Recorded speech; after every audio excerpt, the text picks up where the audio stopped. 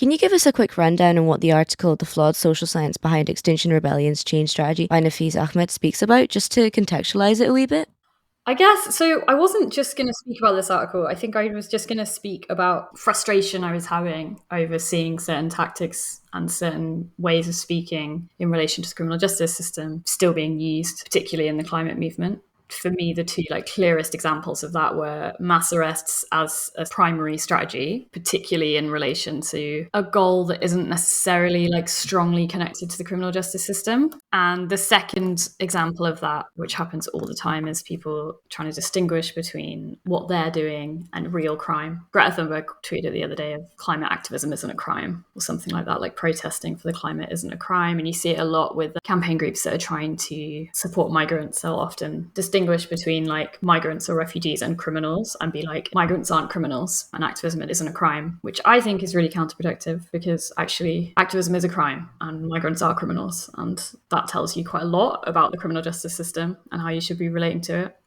I find it really interesting that you say that, because there's this book all about the rapist. And I love this book because it's rephrasing what we mean and how we speak about crime and punishment. Because there's a very big distinction between what you're describing there, the reality of the criminal justice system, versus what we're trying to address, which is an abuse of power, which is probably the most accurate language to use with regards to how we might view certain transgressions or quote unquote crimes within our own spaces. It's a really, really helpful way of rephrasing it and thinking about transformative justice or even retributive justice. If people want to start rethinking how we go about, abuses of power, as it phrases it here, then I think that's a really interesting introduction. Yeah, that's really relevant to where I'm coming from as well. The point of view that I'm coming from is from a sort of abolitionist perspective on the criminal justice system. And I don't think that every single social movement needs to be abolitionist in its identity. I think that it's a really useful perspective to get a realistic analysis of the criminal justice system. And so from an abolitionist perspective, you distinguish between crime and harm. And then once you do that, you can see that lots of things that are harmful are actually not criminalized, and lots of things that are criminalized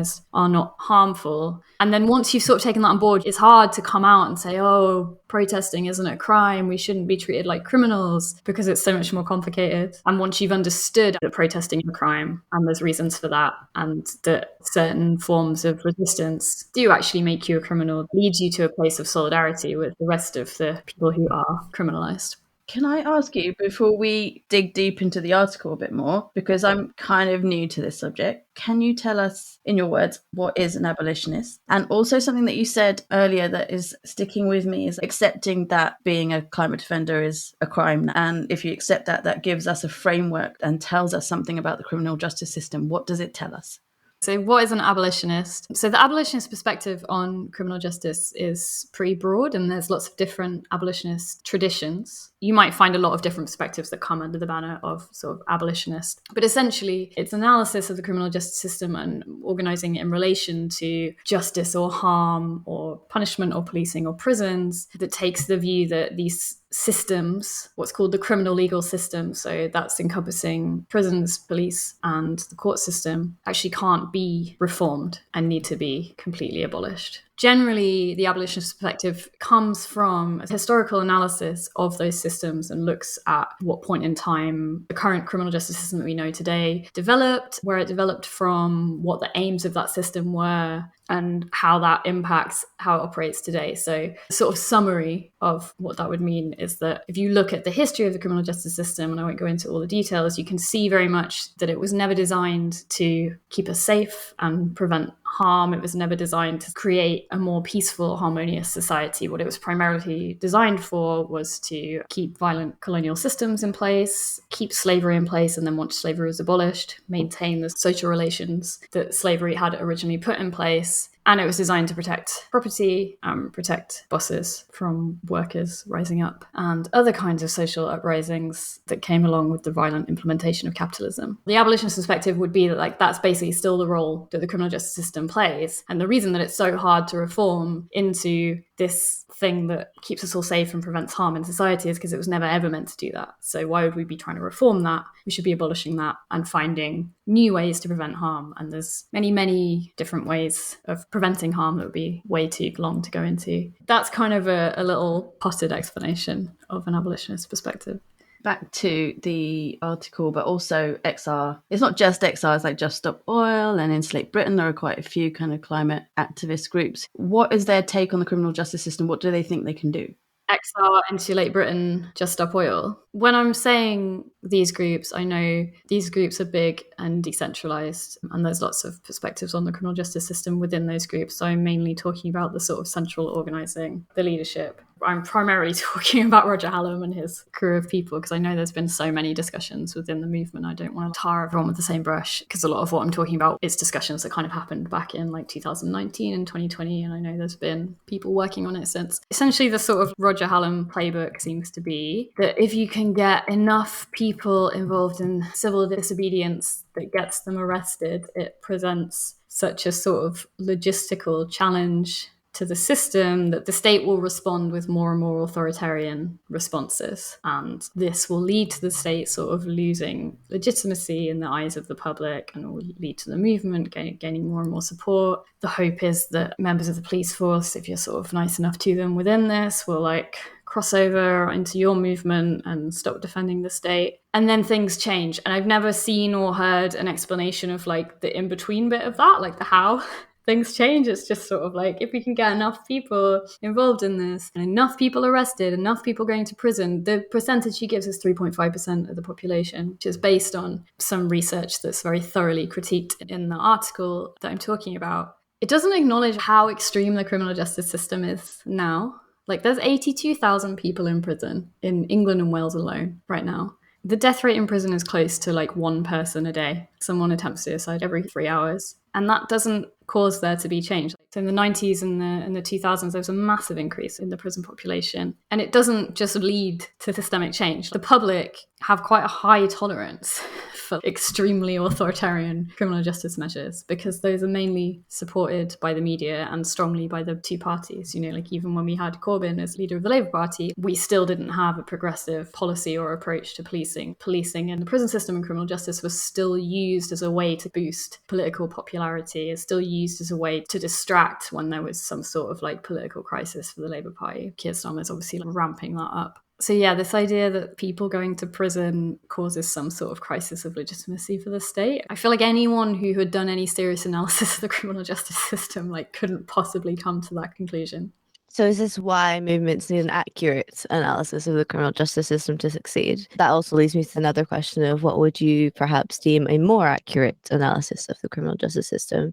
I think for me, the problem comes when movements approach the criminal justice system simply in relation to protest and simply in relation to the way that protester activists or organisers or even trade unionists are treated, rather than sort of looking at the whole thing and how it impacts on working class people and people of colour and migrants. When you're coming from that starting point of like thinking of the criminal justice system as sort of inherently legitimate in the activities that it currently does, the idea that police should be like out on the streets, like catching criminals and doing their job and keeping us safe, and prisons should be used for the real criminals, like we need the spaces to lock those people up. And then when it comes to movements, then people are outraged that those tactics are being used on them and not being used on quote unquote the real criminals. People in movements or organising groups like come from that perspective to start with, and that creates a lot of problems in understanding how the criminal justice system works and understanding like the extent of the ruthlessness of this system. A lot of activists like come into contact with the police for the first time and will be like totally shocked by the extent of the violence, like the extent of how much being involved with the criminal justice system totally drains your resources, your mental health, the people around you. And that's because they haven't sort of taken the time to be like, oh, what is this system? Like, what does it actually do? And often that's because they don't know anyone who's like had any experience of the police. Like they don't come from the sort of neighborhoods that are like basically occupied by the police. They haven't experienced that kind of harassment. They don't know anyone who's been to prison. Like they haven't had the experience of supporting a relative through the prison system. And one of the really important points actually that Fiz Ahmed makes in this article is that groups like Extinction Rebellion, Just Stop Oil, Sasha and I saw this in a sort of panel talk with Just Stop Oil last year at an event, is they often will reference like the US civil rights movement as if they're doing the same work. They were like, we're following in their footsteps. This is the tradition that we're organizing in. Nafeez Ahmed makes this really important distinction of the fact that in the US civil rights movement, when people were being arrested, it made sense because it was connected to the oppression. Like, these were the people who were being harassed and arrested every single day. That violence wasn't new to them. That was already happening to them. And what they did was develop a collective strategy to resist it and to make it problematic for the people who were doing it. So they were like, oh, you're going to arrest us. You're going to meet this violence out on us. We're going to make this as disruptive as it possibly can be to you. And we're going to make it look really bad for you. So I'm actually going to quote a bit of the article.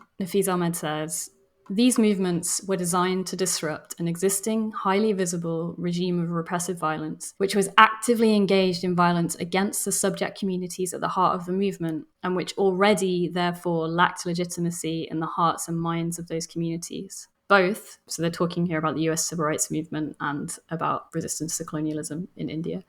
Both were cases of resistance by people of colour against systems of white supremacism. In both cases, disruption actions aimed at directly increasing the cost of repressive violence that those communities were resisting. It's such a different context. And that's why I would say that although Extinction Rebellion is seen as sort of antagonistic by the criminal justice system and is seen as confronting that system, I actually don't think it does. I think the way those mass arrest strategies are designed legitimizes the system itself. Because it's people who would never normally come into contact with the criminal justice system, and because they sort of have this idea of, say, police and the policing system, this sort of benevolent, they can engage with it in this very like specific, isolated way where it doesn't actually show you anything about the criminal justice system, and it almost like reinforces what is seen as like the legitimate role of the criminal justice system. You know, the media effect for people who are on the side of XR is just watching that and saying, oh, these people are not criminals. These are white middle class people. Why are the police wasting their time arresting those? It's a totally different situation to say the protests after Mark Duggan was killed by the police. That's a totally different situation that is highlighting the violence that those communities experience every day. And that's those communities then standing up, resisting that violence and critiquing it. Do you think there is still a necessity for climate activists, or climate defenders in our current climate to still use some kind of arrest strategy in their work? Or just at least understand that part of protest is going to be arrest? Yeah, I think that second one. There's always going to be arrests. There's always going to be police confrontation. Like, the more effective you are, the more you're going to have to deal with the criminal justice system. And the more the dealing with the criminal justice system is not going to be coming from your end. So as you'll see, like XR, they did that action where they literally went and handed themselves into police stations. And then it moved into what everyone who's done activism has experienced, like police spying, harassment, where the tools of the state are being used against you rather than you inviting it as some sort of strategy. Any movement, anyone who's involved in creating change needs to accept that if you're going to be effective in creating that change, at some point you are going to come into conflict with the criminal justice system, and that's going to be difficult and violent, and it's going to involve a lot of care, and it's going to drain a lot of resources. It's not that I think like no one should ever be arrested. I can think of so many examples of actions where people have been arrested and that's been either inevitable or useful in some way. But is it useful for it to be antagonistic? I'm old enough to be able to say I was at the poll tax demonstration where all the shit kicked off. I know what that feels like. But do you think it is important that our protest movements are antagonistic, more than just accept that this is going to happen? I feel like I would need to do a whole lot more research into different movements and their impact to like fully answer that. My instinct is that the antagonism is going to come from the criminal justice system eventually. So it's not necessarily a harm in starting from a point of antagonism. But, you know, if you take, for example, like the Black Lives Matter protests in Bristol in 2020, where the Colston statue was torn down, like those protests are pretty antagonistic towards policing because they had a pretty clear analysis of the criminal justice system. And I'm sure you could like debate a lot about whether that's been impactful on achieving certain demands or campaign goals. But you don't want to be in a position where you're at a protest and all this beautiful confidence and energy and assertment of power against the police and taking up space is occurring, and you're kind of getting in the way and being like, no, like don't be antagonistic. It's not going to achieve our campaign goals. I don't know if I could like fully answer that. But I think my criticism of XR is, or, you know, Just Stop Oil or Insulate Britain, it's not that they're like overly antagonistic or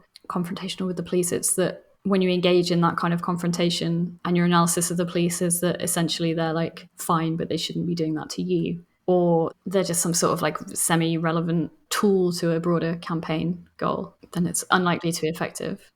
Yeah, I think that the difference between Colston statue being brought down and an XR disruption is quite important and distinctive, because I don't know if I think XR or that sitting down on a road is necessarily antagonistic. I mean, it's annoying and disruptive, but it's not kind of antagonistic to the state from the outside in the same way dismantling something which is a representation of colonial power is directly antagonistic.